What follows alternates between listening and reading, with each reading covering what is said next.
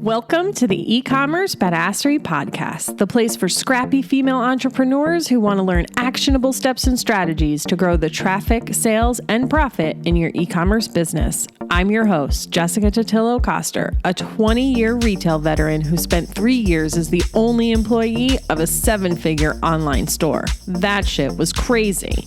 I know exactly how it feels to do all the things, and I'm sharing everything I learned the hard way so you don't have to. I may have started this business by accident, but supporting badass bosses like you lights me the fuck up, and I am so stoked to see you grow. Are you ready, babe? Let's roll. Welcome back to the E-commerce Badassery Podcast. I'm your host, Jessica Totillo-Coster. Today, we're talking about everyone's favorite thing, finances and inventory. Okay, it's probably not your favorite thing, but it is a very necessary function of a product-based business. And the more dangerous you are at managing these things, ultimately, the more profitable you will be. The good news is my guest today, Ciara Stockeland, has a way of making this topic fun, and I'm excited to have her here. Ciara is the founder and coach of Inventory Genius, a coaching program for inventory-based businesses. In addition to running businesses since her teens, she's been recognized as a small business champion through SCORE, has held a seat on the U.S. Chamber of Commerce Small Business Council, and is a Profit First certified coach. Through her coaching program, Ciara strives to motivate business owners to build profitability and peace of mind into their business. And who doesn't want a little bit more of that? I am so stoked to have her here. Go grab your notebook and let's get into the episode. Hey, Ciara, welcome to the show. Well, hello. I'm so excited to chat with you. Yeah, I'm super excited to chat all things finances and inventory, all the things e-commerce owners just love to talk about, but is so necessary. But before we get there, I did already introduce you, but I would love to know, in your own words, why we should listen to anything you have to say today. That's a really good question. We should ask everybody that question all the time in life. Why should I listen to anything you have to say? Yeah, right? Yeah, because, that's important. Well, I would say that I've lived a lot of business life. So if we're talking about inventory and money, which I know we're going to be talking about today, I have touched a lot of inventory, thousands and thousands of pieces of inventory. And I've made some really big mistakes when it comes to money, managing profit, managing inventory, but I've also done a really great job with those 3 subject matters as well. And so if you're someone that's struggling, or maybe you just want to learn more, maybe you have a hunger for doing things a little bit better, I think if you listen today, you'll find a couple nuggets that you can take and apply.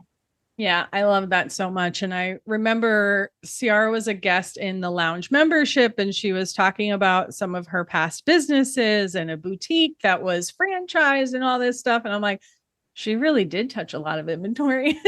Yes, I did. And I'm sure she made many, many mistakes, just like I did in my business. Even though I was trained to manage inventory, I went to school for it.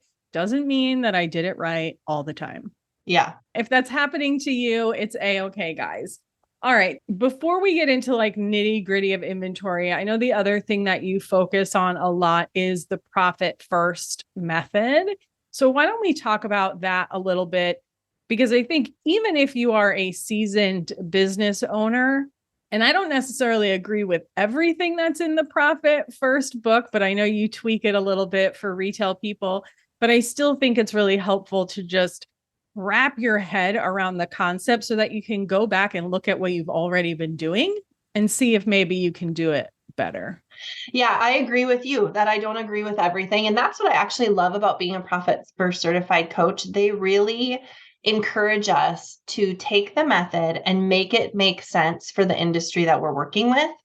So when I first read the Profit First book, I was looking at getting certified. I read the book, and I read a lot of books and I read a lot of money, and I was confused and I was bored. I'm just saying, I remember where I was sitting. I was on vacation. I don't know why I decided to read Profit First on vacation, but I was sitting by this beautiful pool and I was like, what on earth? I don't understand how this would work, and how would it work for inventory?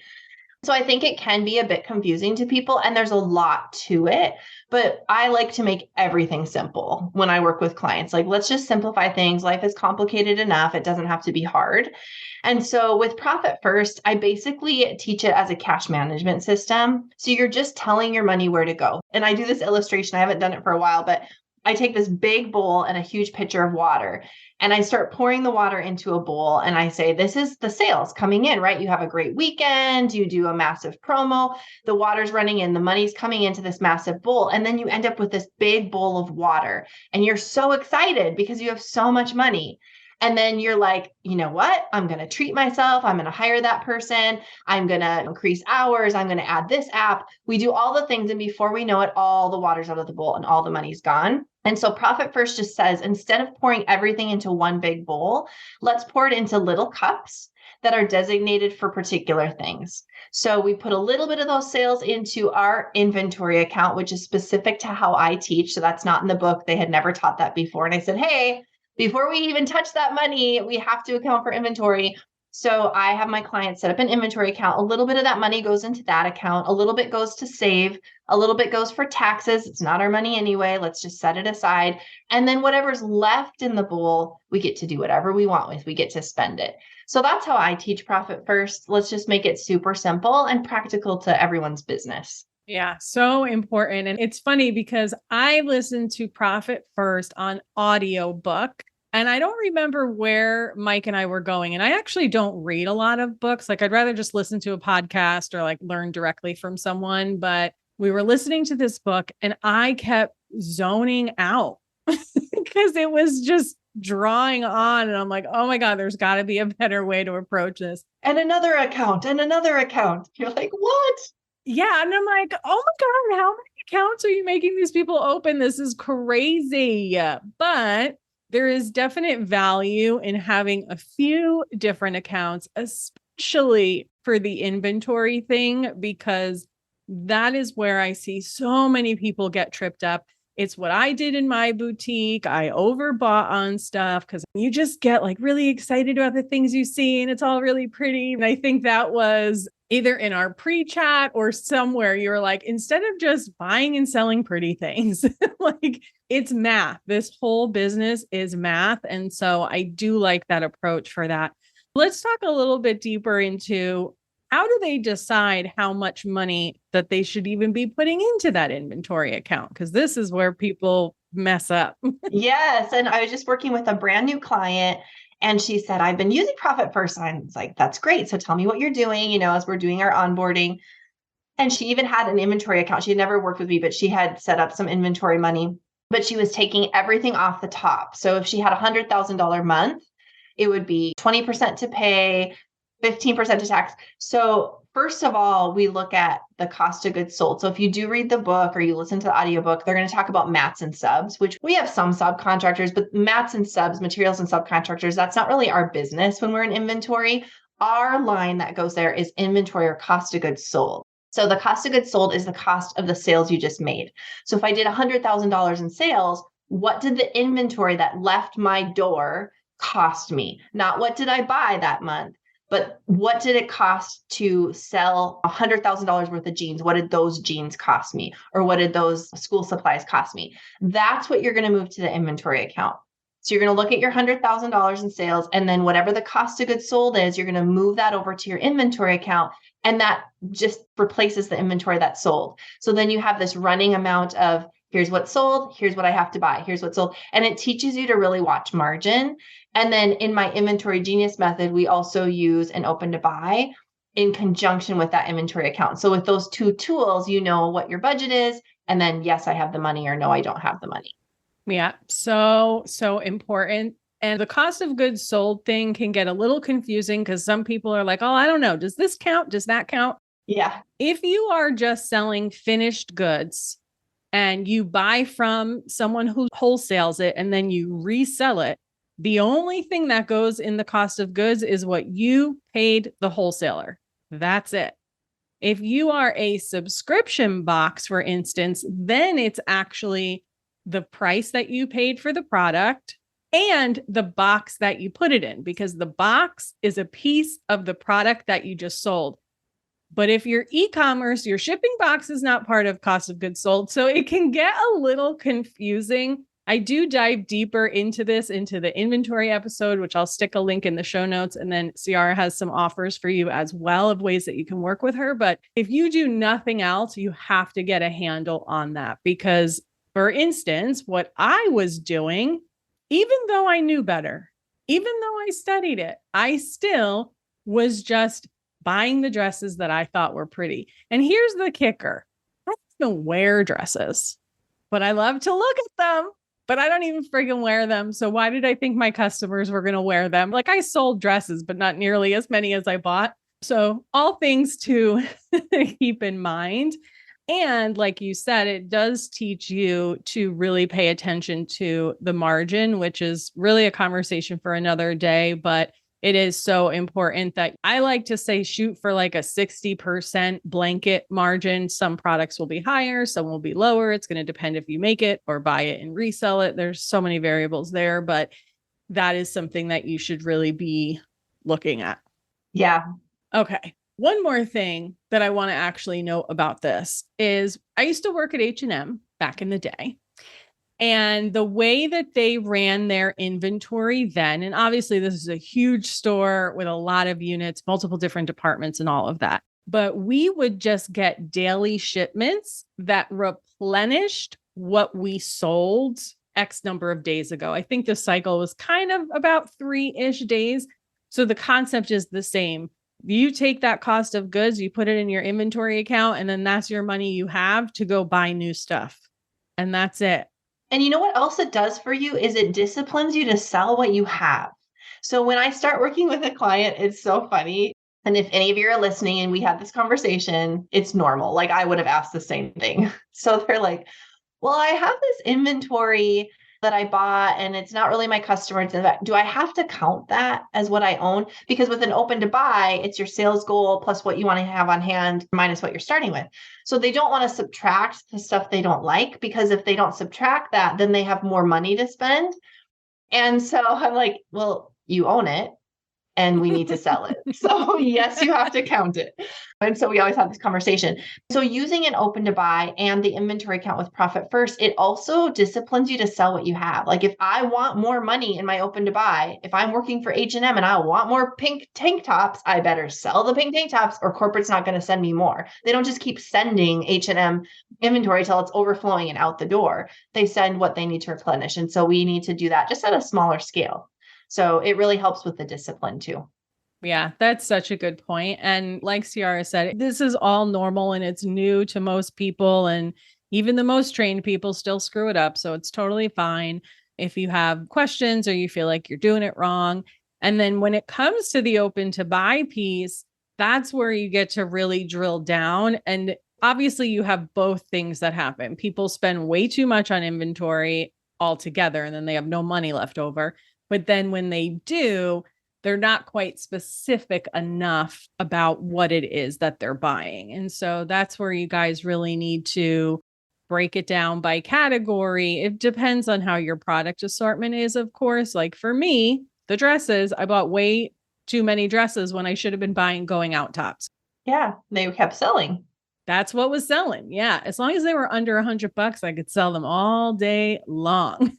Yeah. And, I think as business owners, we have to challenge ourselves to think about our businesses as a business if we want to make money, which let's just stop playing store with our store. We have to think about it as a business. So we get bored with things that keep selling. I got bored with them, right? Like, I don't want to sell that. Do you remember the scarf craze? Oh my God. Yes. Okay. So I had retail during the whole time of it. It was amazing. I mean, that was like money maker. We would kept buying scarves and scarves. I'm like, I'm so sick of buying scarves, but they would sell and the margin was fabulous and the turn was so quick. So you just keep stocking those scarves until no one buys them anymore. And we have to get away from like, I've been doing this forever. I keep selling these camis. I want to try something new. Sell the stuff that makes you money so that you can live the life you want to live. And that's where you can have your adventure, not in the buying of all the things. Yeah. Buy the cute stuff for yourself to wear. And it's so funny. So I think at some point I probably posted a picture of my boutique on Instagram. I'll stick it in the show notes of this episode on my website so you guys can see it. But my cash wrap had two little cutouts on the front of it. And so I had tension bars in them stacked with scarves. It was like the perfect impulse buy. I mean, man, I could sell those babies all day. And you're right. The margin was phenomenal on those. And the turn was great. Yeah. I was in New York, but we didn't have like all of these online wholesalers. Like I had to actually go downtown to get product and like book orders through my wholesale reps. You guys have it so much easier than I did. You can go on to, I don't even remember what they're called now. Like that's the kind of stuff people have at immediates. You just buy it over and over again.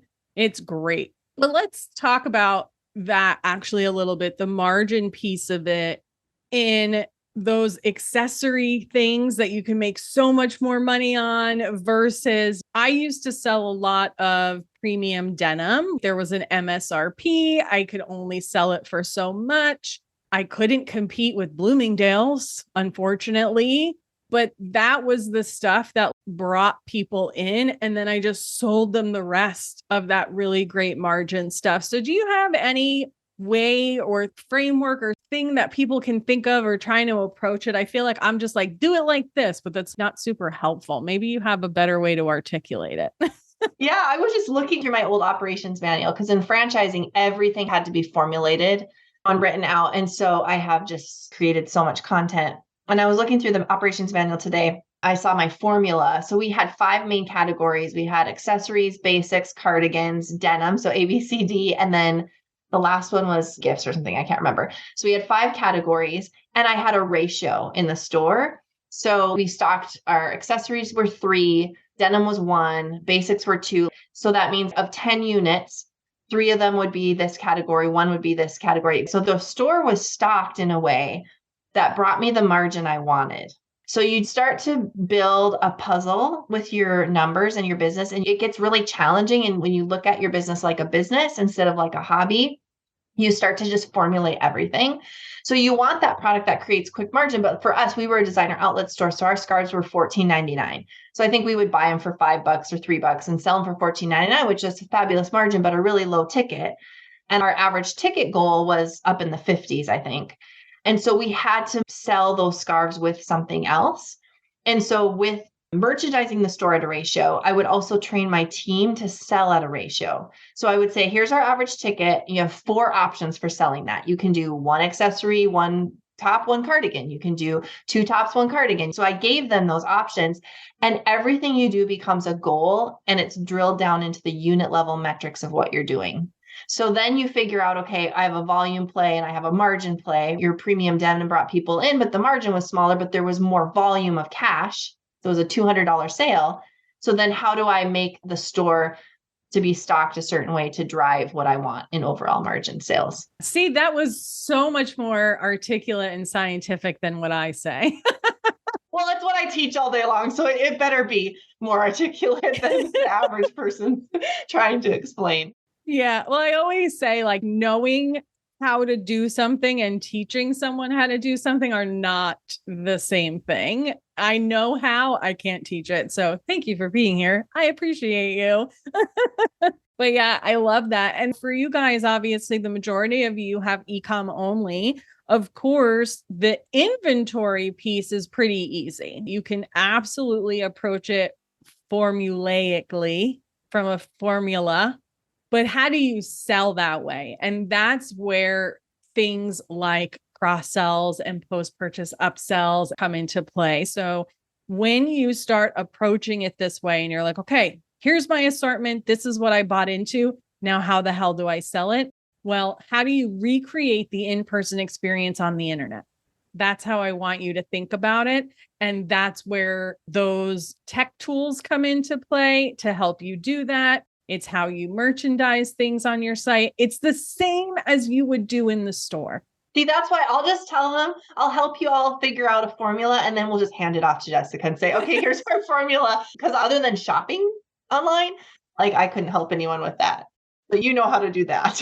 So when you guys approach it that way, then it's like I always say, bring them in with the best, sell them the rest. You're going to put those accessories in cross sells, and you're going to put them at checkout in their cart cross sells and those sorts of things. Just like they came to the register and picked up all the scarves, and then my jewelry, that bay, the piece of the wall was right next to the cash wrap. So they're waiting and they're looking and they see all the jewelry. This is all very intentional, friends, all very intentional.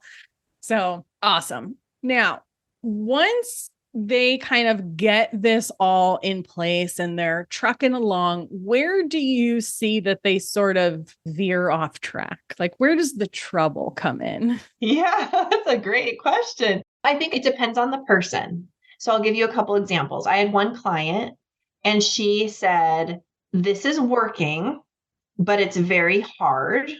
And I just want to go back to what was easy, even though that wasn't working.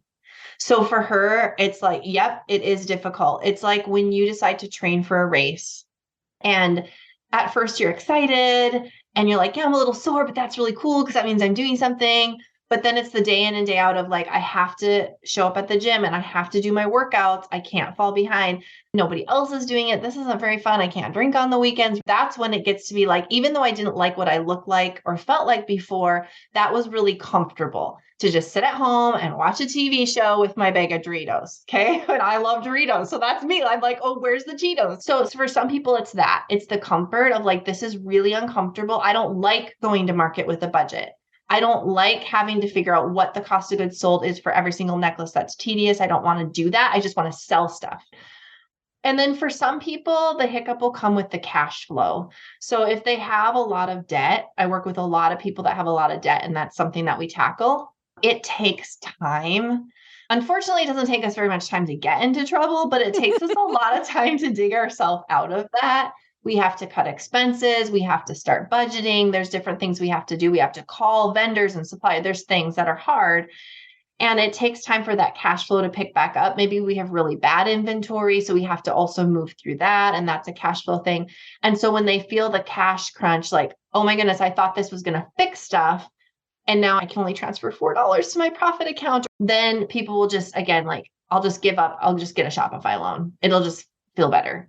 So I would say it's either in the mental, like this is not comfortable, or it's in the, I want to do the things. I just don't have any money. I hear that a lot too. Like my accounts are set up, Ciara. I just don't have anything to transfer to them. And I'm like, that's great. So I have everybody follow a plan where weekly they make digital transfers. So we have a tool that I created in my system. And I said, even if for the first 4 weeks, we're not even going to make the physical transfers, I just want you to start to see by putting your numbers in what those transfers would look like. So we're starting to create some disciplines. So those are the two bumps in the road that we find. And it's either or with everyone. There's no one who's like, smooth sailing. This was amazing. I just found Ciara and now I have lots of money. They're like, yeah, we'll get there. But yeah. Yeah. And you know what? Like, mo money, mo problems. It's like as you reach every new level in your business, there's always going to be something. And not to say that business always has to be hard. None of us would do it. But we just have to know that it's a business. And if it were easy, everyone would do it. Like it's such a cliche, but things are cliche because they're true. So just something to keep in mind. Let's actually talk about the clearing inventory piece, because this is something that I find is people get emotionally attached to their inventory. The customer kind of will let them know pretty quickly if they're into that thing or not into that thing, and they just kind of hold on to it for too long. So how do you kind of help people either move through the inventory if they're sitting on it, or just kind of change their mindset about how they approach it? Yeah. So I tell everyone that I can possibly get in front of that your inventory is cash on hangers, cash in boxes. So it's dollar bills. The minute you purchase something, it becomes cash. Inventory is an asset. It becomes cash, and you have to turn it back into cash as quickly as you can. So once people start thinking this way, just that statement alone is usually like, oh my goodness, that's an aha moment. I never thought of it that way. Yes, cash on hangers, cash in boxes. I'm a big believer in like, let's just do it. We decided this was a bad category. We're not selling plus size, or we're not selling maternity, or we're not doing kid stuff anymore. Why on earth are we going to do 20% off and then 30%? Like, let's just get rid of it because it's worth nothing when it's sitting there and no one's been buying it for the last 6 months. They're not going to start buying it tomorrow. So if we can get our money out of it, great, which would usually be around like 50% off. But if we can't, then let's just get rid of it. And let's take that money and look at it as a seed packet. It's seed money, and we're going to grow a new money tree. So let's say we make $10 off of a shirt. We paid $25 for it, Ciara, and it doesn't matter. We get $10 out of it. Now let's use that $10 really, really wisely. And we're going to buy something that we can sell for 30 or 35 or 40. And then we're going to take 20 of that 40 and we're going to sell that for 80. And we're going to start taking that $10 of worthless inventory and turn it into some money producing trees. So if you can think of it that way, that really helps take the emotion out of it. Yeah.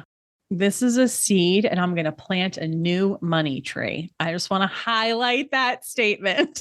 Yep.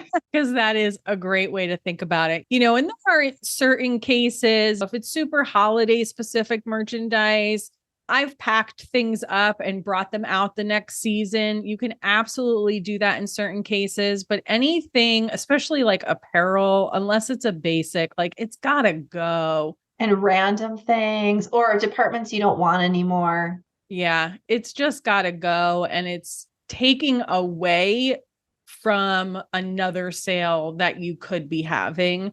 And it kind of goes along with the sunk cost fallacy. Like people will kind of stick with things that I've already put so much time, energy, and effort into this thing. So you're going to put more into something that's not working. Like it just doesn't make any sense. Cut your losses, move on, do something that's going to actually bring you a positive result. Yeah. All right. Is there anything that we haven't talked about yet that you want to make sure we cover on today's episode? Yeah, I talk about this a lot in the Inventory Genius book and in my method, the way that a profit and loss flows. I would love everybody that's listening to become BFFs with their profit and loss statement. And I know that sounds like I don't want to do financials, but all it is 5 categories. Sales at the top. You look at your sales every single day anyway. Cost of goods sold, you know what those are now because we've been talking about them. The difference between those is your gross margin. So that's category number 3. Your expenses, you already know you spend money, rent, payroll, insurance, all the things. And then the difference between all of that is your profit. And so starting to look at the bottom line of a P&L, what does this leave me with at the end of the day? I don't care if you're $1 million boutique. If you're in the red, who cares? I want you to be a $50,000 boutique. That's like, you know what? Success to me is $1,000 paycheck every month and I am getting it. Like we need to stop dwelling on that vanity metric and comparing ourselves to 7-figure businesses and all the things. We have no idea. They're probably not making any money. So let's focus on like how the P&L flows and get really familiar with what the inventory is doing to the bottom. And if I had my whiteboard, I'd show you, but if you just think quick about, let's say you do that $100,000 and your cost of goods sold is 50. So you're left with $50,000 margin and it costs you $50,000 to run your store, you're break even, right? You have $0 at the end of the day. If we just tweak our inventory, that's all we have to do. So we still make the $1,000, but now it only cost us 40. The cost of goods sold was 40 because we bought better. We're left with 60, still costs us 50,000 to run our business, but we have a profit of $10,000. Our sales didn't increase. We didn't have to go find new people. We didn't have to cut payroll. All we had to do was either buy smarter or mark up our product more. So I would just love for people to really mull on that and get really familiar and comfortable with their P&L. Yeah. And guys, you don't have to do everything in your business forever. But, and I tell you this all the time, you have to be dangerous enough in everything so that when it gets to a place where you can outsource it to someone else, even the inventory management piece, like there are clients I have literally told your next hire should be an inventory manager because you have so much movement and so many categories and so many vendors. And that makes sense for your business. I'm not going to tell you to cut back. You just really need someone who understands what they're doing. But I'm still going to teach you the basics so that you understand what their job is and how to know if they're doing a good job. And it's the same thing about understanding your P&L is you need to know what all of those numbers mean and how it all adds up. You just do. If you're going to be a business owner, you have to understand that there's really just no way around it. And if you're working with a bookkeeper or an accountant and they won't take the time to explain this stuff to you, you need to go find someone new. Yes, don't take that. Don't take that, because they need to give you accurate information. And when you have questions about it, they need to answer. That's their job, is to let you know where to find accurate information too. Yeah. And explaining what it means for the health of your business and all of that good stuff. So if you feel in the dark about your financials and you have someone else doing them, book a meeting with them right now and tell them they need to explain it to you. So important. Okay. Now, a couple of questions that I always ask my guests is, working with clients or just approaching this inventory thing, even a personal story would work here since you've spent so much time with inventory. But what's sort of like the biggest failure you've ever had inventory wise? Yeah. So I would say, that book, If You Give a Mouse a Cookie, and then he wants milk to go with it. And if he has milk to go with it, then so he just goes down this whole rabbit trail. In my book, I give a story and I talk about that, because with inventory, I sold a lot of it. So we were a massive volume business. So I had a lot of cash coming in. And I didn't understand what that meant. I never looked at the bottom, unfortunately, until way later on in my journey. So I was just like, so much money, millions of dollars of sales. And so then I hired to help. And then I bought a forklift. And then I had to hire a forklift driver. And then I had to hire someone to manage the forklift driver. And then I had to rent an office for the person. And so the biggest mistake I made with my inventory is, instead of growing off of profitability, I kept growing my business off of top line. So I just tried to sell more and more and more stuff. But with that, you scale your expenses if you don't know what you're doing. And so instead, I look back. Of course, I wouldn't be here to help people, so I wouldn't change it, the whole thing. But I look back and I'm like, that is crazy. What would have happened if I just kept growing my profitability? Like, my paycheck could have been amazing, all the things. So inventory, just not understanding how it tied back in. Yeah, I love that. See, guys, there's someone out there struggling with the same thing you are, which is why I always ask people that question. Okay. On a more positive note, how about like a biggest success or breakthrough, either in your own businesses or maybe with a client? How can we give them some hope and joy today? Yeah. So I would say biggest breakthrough with a client is, I'm working with a gal right now. She came in with $150,000 in debt. Yeah, between 140 and 50,000. And within a month, we set up an amazing plan for her. And we had one big meeting. So we had our onboarding call, and then we had our one big day together, our first day together, put together the plan. And she emailed me afterwards and she's like, Ciara, even though it was really scary to show you everything and to like put it all out there, it's kind of a relief, because I just don't have to hide it and I don't need to juggle it. And like, now somebody just knows it all. And we have a plan, and she's doing really, really well. She's doing so well. She's making her sales goals, which is so funny. But when we can clear up some of these things, a lot of times sales follow, because this stuff is super distracting. You mentioned a while ago, having this stale inventory, it distracts us. What do we do with it? We're going to run a sale. We're going to, instead of focusing on what works. And so when we can cut through and get rid of that distraction, suddenly we can start living a vibrant business life. So that would be a really recent awesome story. And it's just fun to see her so lighter, like just so happy. Yeah. And probably enjoying her business again. Right? Yeah. Years ago, and it was probably like a combination of a lot of things, but like really truly understanding that the more time that you spend with your money, whether in your business or in your personal life, the more money you have, because you are so much more aware of what's happening and you're making better decisions. And so much of it is actually happening like subconsciously, I think, too, because you're not actually making more money. You're just being more disciplined about what you are doing with it. And like, I remember when I first moved to LA, I had closed my brick and mortar because I had decided I was going to leave New York. I think I closed it in October. but I wasn't moving until April because my lease wasn't going to be up and I wanted to spend more time with my mom before I moved across the country. And I was like, there's not enough time to like get a job. So I just had what was left over from the store and selling off that inventory. And then when I moved here, I had 3 months of living expenses, no job, no connections, no nothing. And the first year or so, it was pretty rough trying to find a job in this new place. And I was so broke. Like the first job, I was always behind on my bills. Like I just was never making enough. And it was so, so stressful. And then when I finally kind of got in a decent place, like when you're in that, you don't want to look. Like, I don't even want to look at my bank account because I know there ain't enough money in there for what I need. So I'm just going to ignore it. Well, guess what happens when you ignore it? No, nothing good. Absolutely nothing good. So as soon as you start really paying attention, you're going to actually be in a much better place than you are when you're not. So don't ignore those things. What is it? What you water grows, or I don't know. It's one of those silly sayings. Yeah, all the things. Where your attention is, your results follow. Exactly. And just a little secret, whether you look or not, it's still the same. Right. I had a client once, she's no longer with me.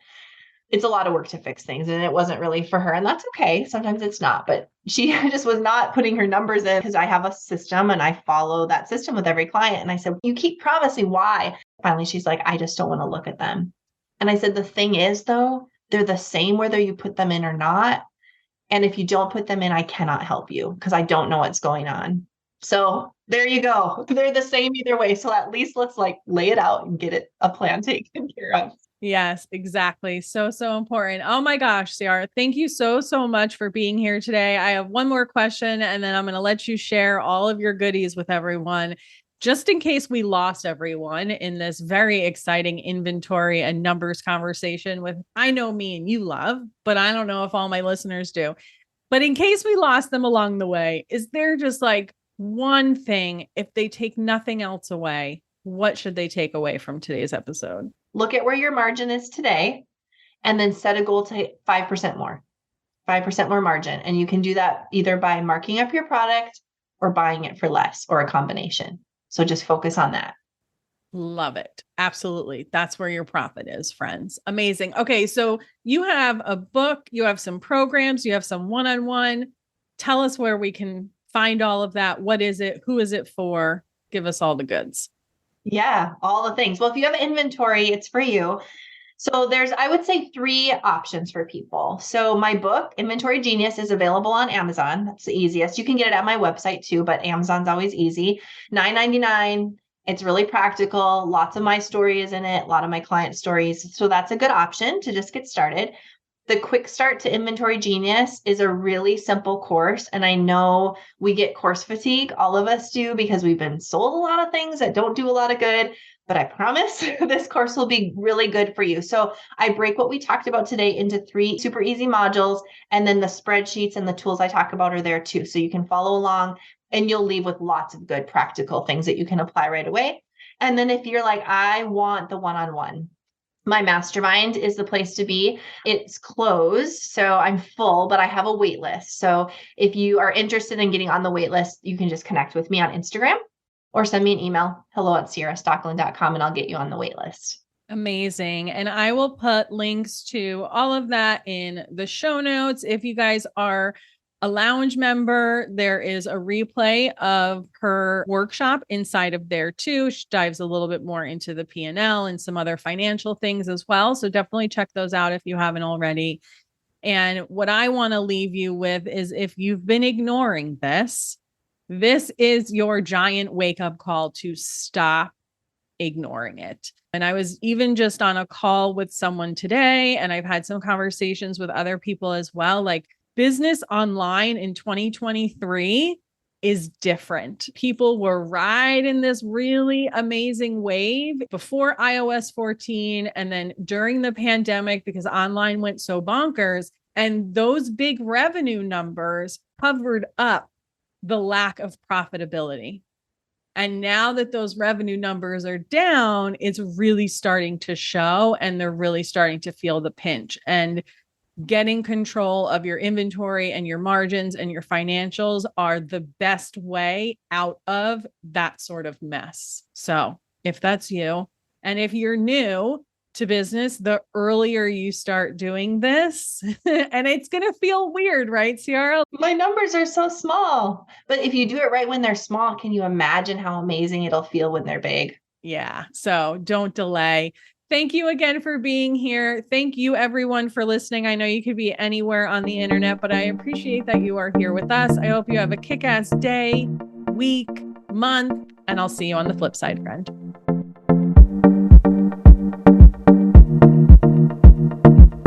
Thank you so much for listening to today's episode. If you like what you heard, I'd be so grateful if you'd leave a review on Apple Podcasts, and don't forget to subscribe so you never miss an episode. And if you're looking to surround yourself with more product entrepreneurs who totally get your life right now, get your booty on over to the E-commerce Badassery Facebook group. Can't wait to see you there.